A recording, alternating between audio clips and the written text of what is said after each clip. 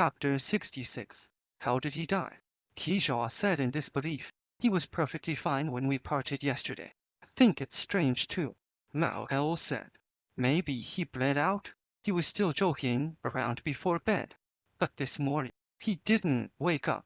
EXIA's pupils constricted, feeling an inexplicable eeriness about the situation. Although Shangshan had been injured, the wounds didn't seem fatal. According to Lin Tingyong, the black bear had only caused some superficial injuries, not damaging any vital organs. How could he have died in his sleep? Did he have any other injuries? Lin Ting asked, like being stabbed with a sword in the morning, for example. No, Lao Il said, shaking his head sadly. I can't say for sure. Though we're not coroners. All we know is that Shangshan wasn't moving, wasn't breathing, and his chest wasn't rising. Tisha stroked his chin, feeling that this matter was likely connected to Xiao Xiao. In the game of the Earth Ox, Tiao Jia Jian and Zhang Shan had been the two standout players. Without them, the group would not have survived for so long. Yet, in the span of just one night, both of them had died. If Xiao Xiao didn't kill them, then it must have been the Earth Ox. Are you cheating? Tisha muttered through gritted teeth, his eyes filled with coldness. Who? Lao Il looked startled. No, Tisha had a bad feeling. At this rate, fewer and fewer people would have a chance of escaping.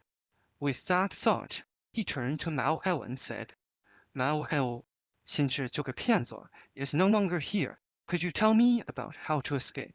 Not here anymore. Mao El scratched his head awkwardly.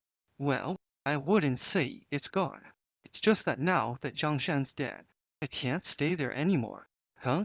Tisha didn't understand. Wasn't Zhangshan your leader? Not really. Lao El shook his head.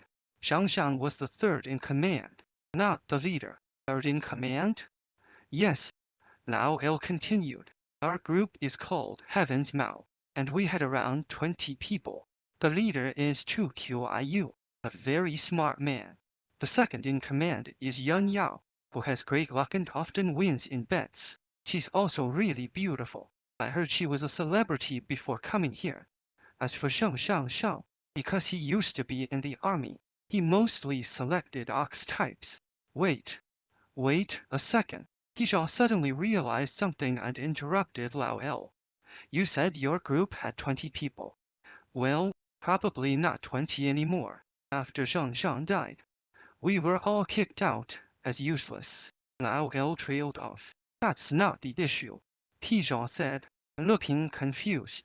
Lao El, when did you come to this place? 2 days ago, Lao answered without thinking. Weren't you guys here then? Tisha grew more puzzled. We came 2 days ago, but I still don't understand. In just 2 days, you managed to form a group, and even set up 3 leaders. Can you really trust each other? After a pause, Tisha shook his head. No, that's not right. You had this Heaven's Mouth organization set up by yesterday. In other words, you established the Heaven's Mouth on the first day? Yes. Lao El nodded seriously. It was Chu Young Qiu's idea. On the first day, he didn't join the game, instead running around the city corners to find strong players. Since I, Little Glasses, and Jiang Shangxiang from the same room, we all joined in. But now that Zhang Shan's dead. Wait a minute, Tisha interrupted Lao El again. You're saying that Chu Tiang Qiu, this man, gathered 20 people in one day? Yes. Lao El looked at Tisha seriously. That's why I say Chu Qiu is really smart. But why did you trust him? Tisha asked, confused. Shouldn't you be skeptical when strangers come to form a group? Because Xiangshan trusted him. Lao El explained. I don't know what he secretly told Xiangshan, but after thinking for a few minutes, Xiangshan need me and Little Glasses to join Heaven's Mouth. But I have to admit, the people there were pretty decent. That was probably the most useless one. Tisha looked at Lao in disbelief, as if judging the truth of his word. If Heaven's Mouth was a real organization, and Chu Tiang Qiu was such a formidable character, then why was he still fine?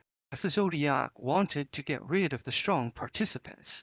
The first one to be eliminated would surely be the leader. Tu Yang Qiu. Didn't Little Glasses join you? Tijia asked again. No, Lao El said, looking a bit down. Little Glasses was stronger than me, so he stayed with Heaven's Mouth.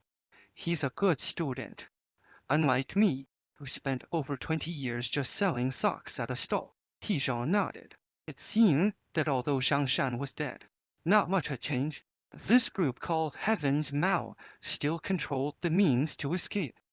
The escape notes Zhangshan had mentioned were likely with the leader, Lao Hil.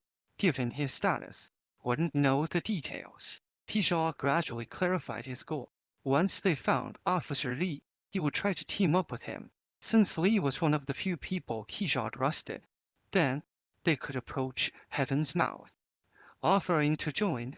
Not only would they pursue the method of escape, but if this group truly contained capable people, Tijia didn't mind working with them in these life or death games. As he was thinking, the three of them passed an intersection marked with the letters S and C. Lao El lead them in the opposite direction.